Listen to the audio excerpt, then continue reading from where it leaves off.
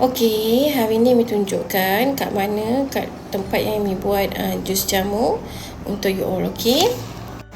Okey, inilah tempat yang Amy selalu buat jus jamu you all lah. So kalau ada banyak, kita akan pakai 2-3 periuk lah. Kalau sikit, kita pakai 1 periuk yang besar ni. Amy boleh muat untuk masuk 2 orang di saiz dewasa. Okey, kat sini lah tempat mana yang Amy asalkan jus jamu you all lah. Kat sini asalkan kalau order banyak, kita akan pakai 3-4 periuk je lah. So, 1 periuk ni boleh menghasilkan banyak lah. Macam untuk kita yang nak kita menghasilkan secara homemade.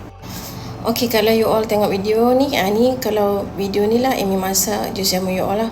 Ni bahan-bahan yang telah Amy campur, Amy adun, and then kita masak selama 8 jam ke 14 jam untuk bagi jamu tu tahan lebih lama. Okey, yang ini jadilah kita menggunakan bahan-bahan natural dan tanpa menggunakan sebarang bahan pengawet. Okey, macam inilah Amy menghasilkan jamu pinky shape. So, mana ada order you all, kita akan buat secepat yang mungkin lah, mengachieve batch by batch lah, di mana you all perlukan, Amy akan buatkan secepat mungkin.